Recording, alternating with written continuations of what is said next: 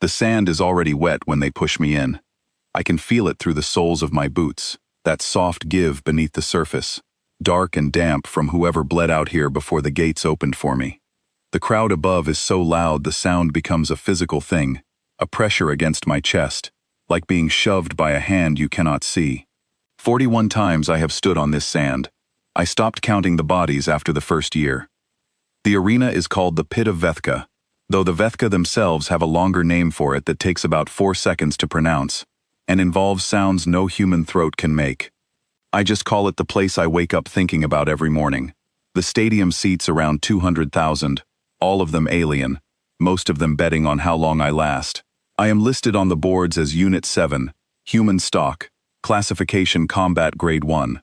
My actual name is Marcus Vane, but nobody here has used it in 14 months. The Vethka are tall, four-legged, covered in a kind of ridged dark plating that looks like armor even when it is just their skin.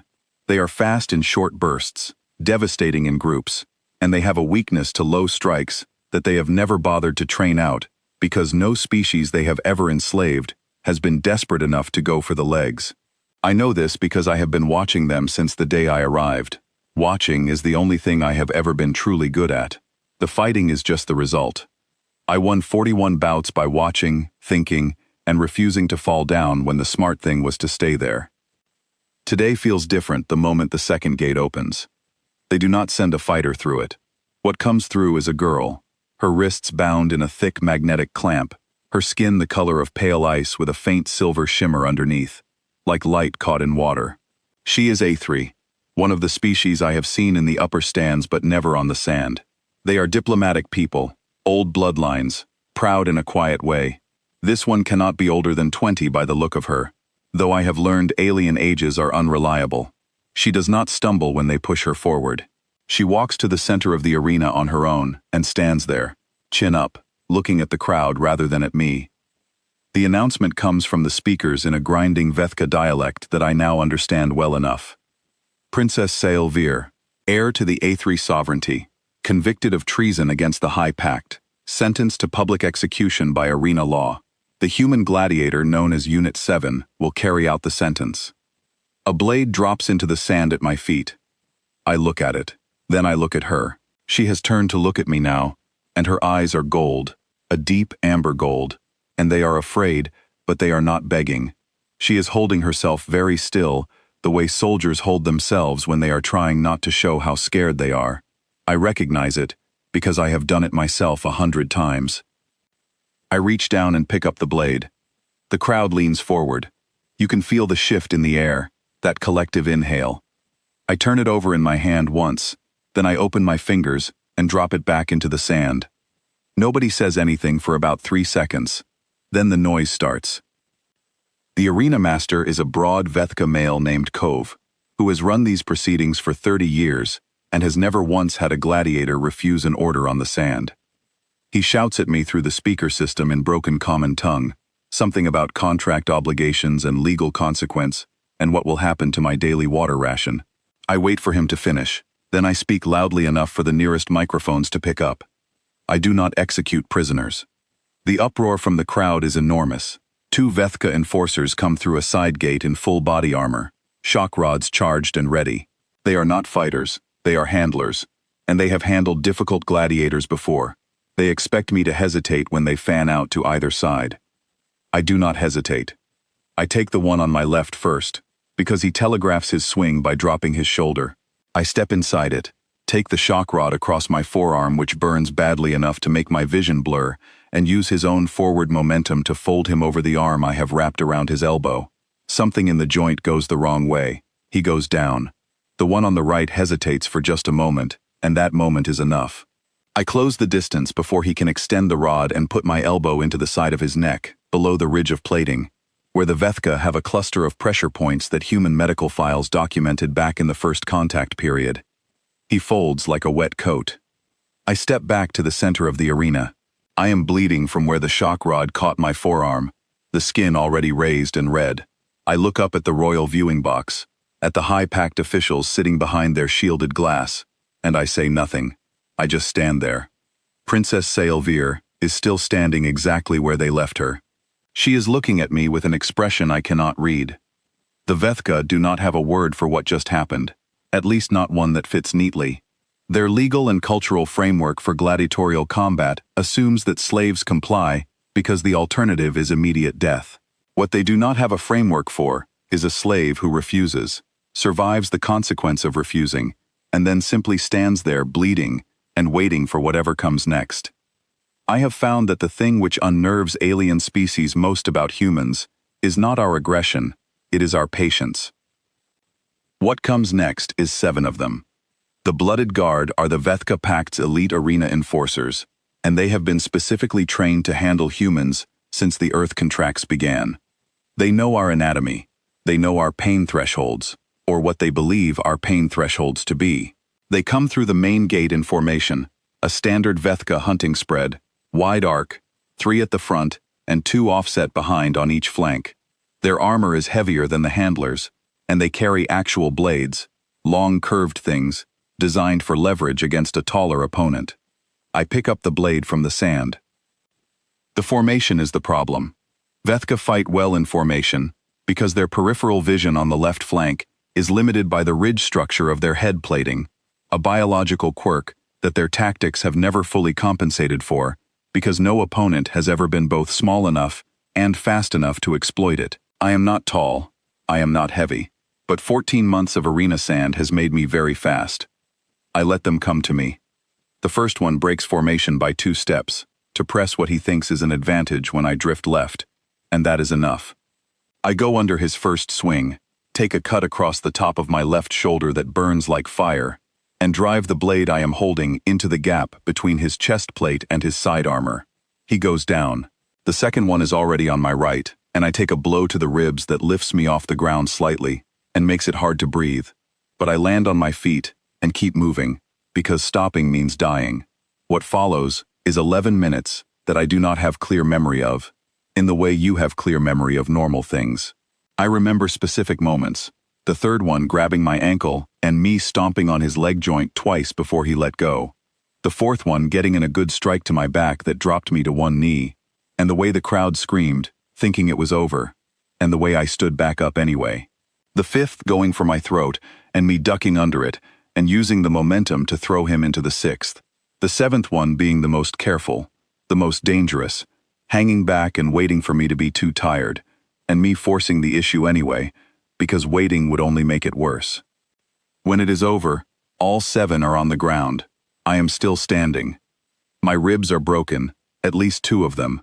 My left shoulder is cut badly enough that the arm is not working properly. I have a gash above my right eye that is bleeding freely. Every breath is a separate decision. The arena is so quiet that I can hear the wind moving across the sand. Princess Sailveer is still standing in the center of it, watching me. She has not moved the entire time. Then the High Arbiter comes down. He is the highest legal authority in Vethka arena proceedings, an old male, decorated in the kind of ceremonial layers that communicate absolute power in their culture. His name is Grand Arbiter Ven, and the broadcast across 47 star systems goes quiet when he steps onto the sand. What he is invoking is called the Eternal Right, a sacred clause in Vethka arena law that has not been invoked in over 200 years. It states that if a slave defeats all challengers and still refuses to execute the condemned, the High Arbiter himself may offer a final judgment. He stops a few paces from me and looks at me the way someone looks at a thing they cannot categorize.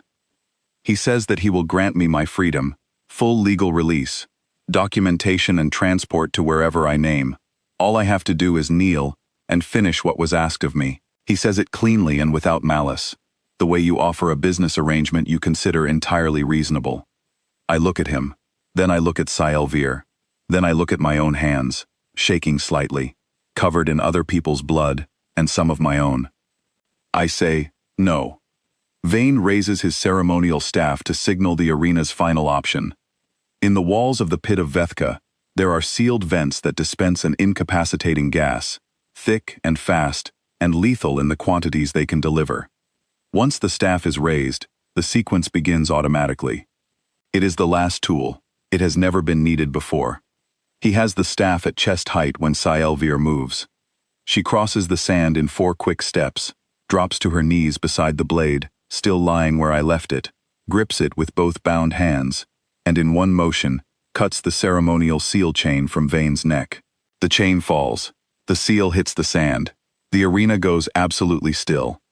Under Vethka arena law that is older than the pact itself, possession of the High Arbiter's seal chain, at the moment of mid-sentence judgment, voids the ruling, and grants the condemned the right of counterplea. It is an ancient protection built into the law to prevent exactly this kind of proceeding, a sentence being carried out for political convenience rather than genuine violation. The clause has not been used in recorded history because no condemned prisoner has ever been in a position to reach the arbiter during judgment. Salel Veer knew the law. She had known it from the moment they brought her into the arena. She had been waiting for someone to create the moment she needed.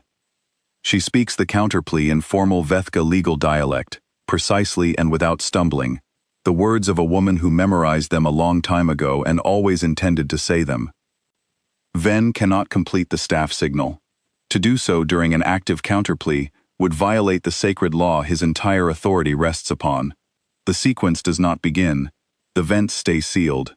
He stands on the sand, looking at her, then at me, then at the chain in the sand, and for the first time in this entire proceeding, he has nothing to say. A mandatory legal recess is declared. It will last no fewer than 30 days pending tribunal review. They put us in the same holding cell while the lawyers argue. It is a clean room, by the standards of this place. 2 cots and a water fixture, and a window that looks out onto nothing useful. My ribs have been wrapped by the arena medical staff, the shoulder stitched badly and bandaged, the eye above the cut showing purple and swollen. I sit on the cot nearest the door because old habit says, put your back to the wall and face the entrance. She sits on the other cot and watches me for a long time before she speaks. She asks me why I dropped the blade. I think about it for a moment. Not because the answer is complicated, but because I want to say it correctly. I tell her that they handed it to me and told me what to do with it. That was enough. She is quiet for a moment. Then she says, yes. She understands. I ask her what she actually did to end up here. The charge was treason, but treason is a word that gets used loosely by governments that do not like being told no. She tells me about her planet, about the water. It is the most fundamental resource her people have, aquifer systems that run the entire length of the continental shelf, deep and cold and clean, and the Vethka Pact wanted access rights, which meant extraction rights, which meant within 3 generations, the aquifers would be depleted, and her planet would be dependent on pact supply lines for survival. She refused to sign. They called it treason. She calls it the only thing she could have done. I nod. We sit with that for a while. She tells me that if she survives the tribunal, and if the counterplea holds, she retains her diplomatic status under the original A3 sovereignty charter that predates the pact's arena law. She says there is a clause, an old one, under which a foreign national held against their will in pact space can be reclassified and released through A3 diplomatic channels, if a sitting A3 royal files the motion and is recognized by the tribunal as legally valid. She looks at me carefully. She says she can file that motion for me. A human held in pact entertainment contracts without a valid galactic labor agreement, which Earth never signed because nobody asked Earth, would qualify. If she survives. I look at her for a long moment. I tell her that she had better survive then. She almost smiles. Not quite, but almost. The tribunal takes 43 days. I spend those days sitting beside the door of the holding cell, sleeping in short intervals, watching the hallway through the small window in it. I am not protecting her because I have been asked to, or because I owe her anything. I am doing it because it is the thing in front of me that needs doing. And doing the thing in front of you is the only philosophy that has ever made sense to me. On the 7th day, a junior Vethka legal officer slides a document under the door. It is the formal listing of her counterplea arguments. I read it 3 times. It is meticulous. Every word is a precision instrument aimed at a specific part of Vethka sacred law. Whatever else Saelvir is, she is not someone who came into this arena without a plan. On the 12th day, she asks me about Earth. I tell her it is a complicated planet, that we argued with each other constantly and could not agree on most things. but that when something came from the outside and tried to take what was ours, something in us went very quiet and very focused, and we became very difficult to move. I tell her I do not know how to explain it better than that. She says she thinks she understands it quite well, actually. The recording of the arena proceedings has been broadcasting across packed networks since the day it happened. 47 star systems. I am told by the legal officer on the 20th day that the footage of me dropping the blade and then standing in the center of the sand after the blooded guard has been viewed more times than any single piece of arena footage in Vethka broadcast history. She tells me this the way someone tells you bad news, carefully, watching for your reaction. I do not have much of a reaction. I am tired. My ribs still hurt when I breathe too deep. But somewhere out on the edge of packed space, in the places where the remnants of Earth's population have been scattered and sold and cataloged and filed away, that footage has reached people. I do not know what it is doing to them when they watch it. I only know what it felt like to do it. It felt like the most ordinary thing in the world, like breathing, like standing up when you are knocked down, not because you are brave, but because lying there is simply not something you are willing to accept. The tribunal rules on the 43rd day. The counterplea holds. The treason conviction is suspended pending full legal review, which under the terms of the sacred clause means Saelvir retains her legal status as a sitting royal for the duration. Ven files a formal objection. The objection is noted and then filed in a drawer somewhere, because Vethka's sacred law is the one thing even Ven cannot override when it has been properly invoked. She files the diplomatic motion on the 44th day. It will take time. Everything in galactic law takes time. There are reviews and counter-reviews and authorization chains that stretch across star systems. I am not going home tomorrow, or next week, or probably next month. We are still in a cell. The pact has not acknowledged the motion yet. There are 100 ways this could still go wrong. She knows it. I know it. We sit in the holding room on the 44th evening, the window showing the dark outside and the faint blue glow of the arena lights across the compound, and she is asleep on her cot, and I am sitting beside the door the way I always do. I am not thinking about freedom or victory or what comes next. I am thinking about the sand, about the blade I dropped into it, about the way the crowd went silent when they realized I was not going to do what they had built their entire system to make me do. There is something in humans that alien civilizations keep miscalculating. They see our size and think small. They see our lifespan and think brief. They see our biology and think fragile. They see us in a cage and think contained. They do not understand what we are made of. Not the calcium and protein and water, the other thing. The thing that makes a man stand on broken ribs in the middle of a stadium full of people screaming for his death and simply refuse. It is not courage, exactly. It is something older and less romantic than courage. It is the sheer, stubborn human insistence that we are still here, still standing, still choosing, no matter what has been done to us, or what has been taken, or how many of them there are. Saelvir breathes slowly in her sleep. I keep watch.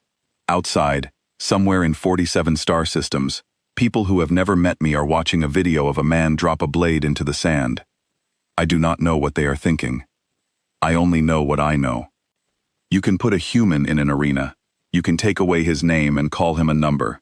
You can send 7 of your best against him and let them hit him until he cannot see straight. You can offer him everything he has ever wanted and tie one condition to it. And sometimes, not always, but sometimes, he will look at you and say no, and mean it so completely that the word lands like a stone wall. Not because he is special, because we all are. Because that is what we do. We refuse to fall.